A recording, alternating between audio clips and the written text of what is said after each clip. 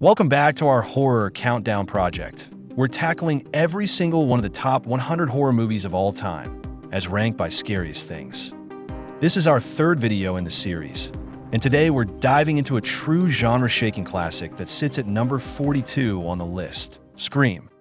The movie kicks off with 17-year-old Casey Becker answering a random phone call. The guy on the other end says he dialed the wrong number, but then keeps calling back. At first, he's just chatty, asking her questions, but things take a sharp turn. He starts threatening Casey's life. He tells her that if she can answer his horror trivia correctly, she and her boyfriend Steve get to live. Small catch? Steve's already tied up outside on the patio. But Casey flubs a trick question about Friday the 13th, flips the lights back on the patio, and sees Steve fully gutted like a fish at a summer camp cookout. The caller gives Casey one more chance, but she's had enough of this trivia night from hell and bolts. Unfortunately, the cloaked figure in a dollar store ghost mask shows up in the flesh, carving her up in the yard while her parents are literally pulling into the driveway. They find the house trashed and then get the most traumatic landscaping surprise imaginable. Casey dangling from a tree, butchered like a Halloween decoration. Then we cut to our final girl in training, Sidney Prescott, who gets an uninvited bedroom visit from her boyfriend Billy. Her dad shows up at the door after hearing her scream, so Billy hides. He announces he's out of town for the weekend and leaves. Billy crawls back out of hiding and tries to get laid, but Sidney's been distant ever since her mom was murdered a year ago.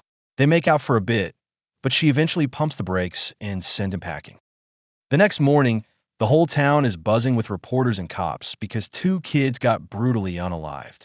Among the vultures circling the chaos is tabloid Queen Gail Weathers, who thrives on other people's trauma. Sidney's friend Tatum fills her in on the bloody details, while Sheriff Burke and Deputy Dewey talk with the principal. The school basically turns into a crime scene/gossip hub. Everyone gets questioned by the police, including Sidney. Then she and her friends, Billy, Tatum, Randy, and Stu, sit around dissecting the murders like they're debating their favorite slasher tropes instead of facing the very real possibility of being next. Later, Sidney goes home, where the news is busy reminding us that her mom was SA'd and murdered a year ago, as if the poor girl could forget. She and Tatum talk on the phone, and Tatum promises to come later and stay the night. But before she arrives, Sidney gets another phone call, and it's the same creepy voice, same questions that Casey had to deal with the previous night.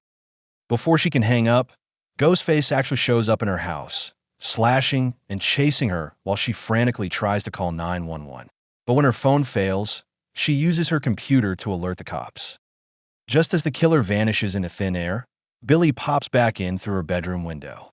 Sidney feels safe until his phone slips out of his pocket, and suddenly it looks like Prince Charming might actually be the Phantom Menace. She bolts, only to run right into Deputy Dewey holding the killer's mask he just found in the bushes. Billy gets cuffed and hauled off.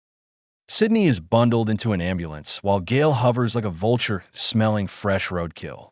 Tatum, who's not just Sidney's bestie but also Deputy Dewey's sister, drives her to the police station, dodging Gail's desperate questions along the way. Inside the station, Dewey tells Sidney they can't locate her dad at the airport, and they're tracing the calls made to her. Meanwhile, Billy claims he's innocent and was only visiting Sidney.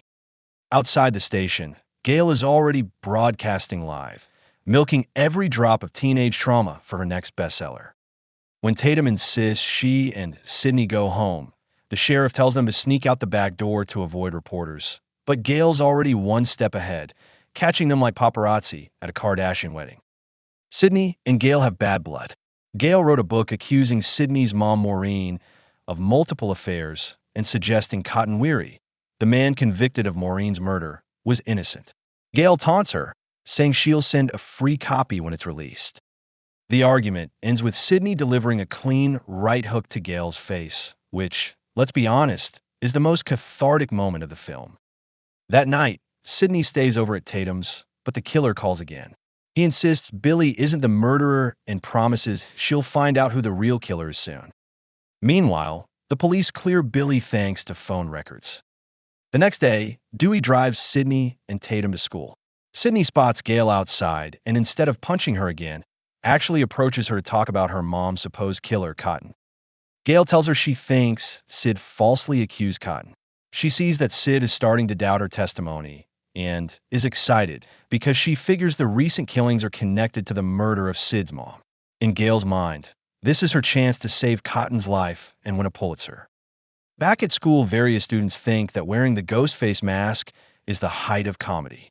Sidney retreats to the bathroom, where two mean girl classmates trash-talk her mom as a homewrecker and suggest Sidney herself might be the killer. After they leave, she hears her name whispered, and Ghostface lunges out of a bathroom stall. Sidney narrowly escapes. The school shuts down indefinitely. Gail, meanwhile, starts cozying up to Dewey for inside information. Also, Stu announces a house party. But before the party kicks off, Principal Hembry gets stalker-level weird with some scissors and a Ghostface mask in his office, before getting stabbed to death himself. The chief tells Dewey the calls were traced back to Sidney's dad's phone, but he's still missing. Tomorrow marks the anniversary of his wife's death, which means they should brace themselves for more blood. Meanwhile, at the local video store, Randy and Stu go at it over horror movie rules. Randy, the genre nerd, explains the formula. Everyone's a suspect, the dad is a red herring, and if tradition holds, a corpse will pop out in the final act like clockwork, and Billy is the killer. Billy appears mid-argument, pointing the finger at Randy, who agrees will be the prime suspect because of his obsession with horror movies. That evening, Dewey takes Sidney and Tatum to Stu's house for the big party. Gail and her long-suffering cameraman Kenny park outside, hoping to turn a massacre into primetime ratings. Gail links up with Dewey, who's on watch duty, and together they decide to keep an eye on things. Of course, Gail being Gail, sneaks a hidden camera inside the house to catch the chaos on tape. Meanwhile, Tatum heads to the garage to grab some beers and runs right into Ghostface. She fights back, even nails him once, but it all goes south when she tries crawling out through the pet flap in the garage door. Ghostface hits the button, and Tatum gets crushed to death. Sidney goes looking for Tatum, but instead finds Billy, who's back and ready to make amends. They head upstairs together. Outside, Gail and Kenny are glued to their monitor, watching the party through the hidden camera. But the feed has a 30-second delay. Downstairs, Randy has gathered the survivors in waiting for a slasher movie marathon, complete with a lecture on the rules of horror. Virgins survive, drinking and drugs mean death, and never ever say, "I'll be right back." Stu immediately saying he'll be right back. Outside, Dewey and Gail take a moonlit stroll to investigate a suspicious car ditched in the woods. Then the party receives shocking news. Principal Hembry has been murdered and strung up on the school's goalpost. In true teenager logic, the majority of kids immediately pile into cars to go see the body, leaving the house conveniently empty for Sidney, Randy, and a select few unlucky souls. Outside, Dewey and Gail have to dodge the drunk teens, speeding away to check out the principal's body and even share a kiss. Then Dewey notices something chilling. The suspicious car belongs to Sidney's missing dad, Neil Prescott. Upstairs, Sidney and Billy finally cave to teenage hormones and have schmecks, breaking Randy's golden rule that only virgins survive. It feels like a milestone for Sidney, but in horror movie math, it's basically the kiss of death. Almost on cue, Ghostface barges in, stabbing Billy and sending Sidney fleeing for her life. She scrambles for a window escape, but the killer forces her out, shoving her hard enough to make it look like the end. Instead, she crash lands on a covered boat below, dazed but alive. When she staggers up, she finds Tatum's corpse grotesquely jammed in the garage pet door. Shell-shocked, Sidney stumbles down the driveway. Inside, Randy is too busy shouting horror rules at the TV to notice Ghostface sneaking up behind him. The killer's blade hovers inches away from Randy's back, but Sidney's screams outside pull him away. Randy narrowly survives by being the oblivious nerd who lives by genre logic. Sidney makes it to Gail's news van, where Kenny the cameraman panics alongside her. On the monitor, they watch the killer stalk Randy, but the cursed 30-second delay makes their warning useless. When Kenny steps outside to check, his throat is slit wide open. Sidney flees again, barely escaping the van before Ghostface turns it into a blood-splattered set piece. Meanwhile, Dewey and Gale return from their investigation in the woods. Convinced Sidney's dad is the real killer, they split up. Dewey ends up staggering out of the house with a knife in his back, collapsing in front of Sidney, while the killer looms right behind him. Gale tries to escape in the news van, only to find Kenny's dead body. She swerves to avoid hitting Sidney and crashes. Sidney bolts to Dewey's car, desperately trying to escape, only to realize the keys are missing. Ghostface dangles them like a trophy before lunging again. By sheer luck, Sidney manages to fight him off and races back to the house. Just as she reaches the front door, Randy and Stu appear, alive, bickering, and accusing each other of being the killer.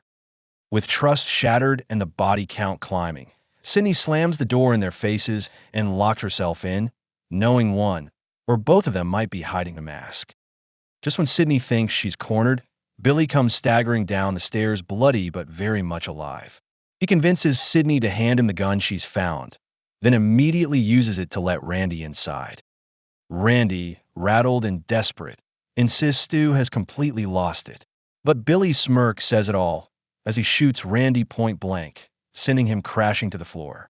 Then the mask finally comes off.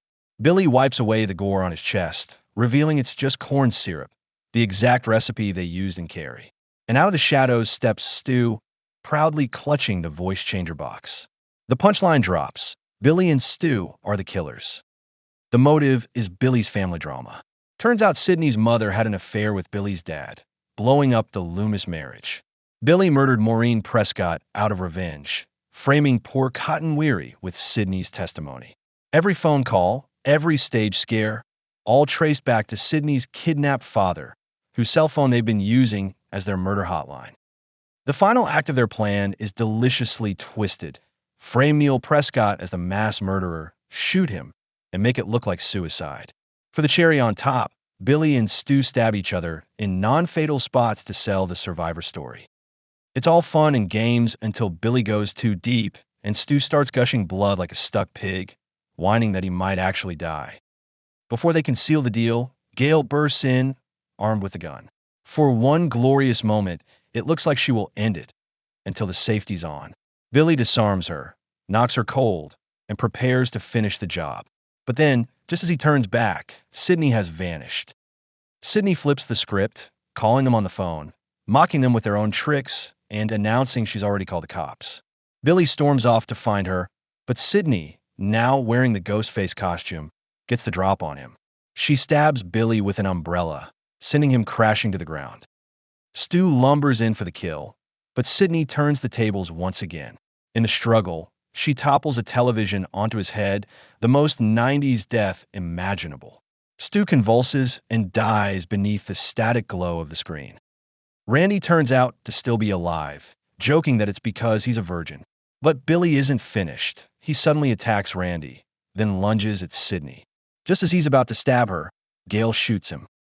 Randy warns Sidney that killers always come back for one last scare, and sure enough, Billy springs back to life. Sidney wastes no time. She shoots him in the head, ending it for good.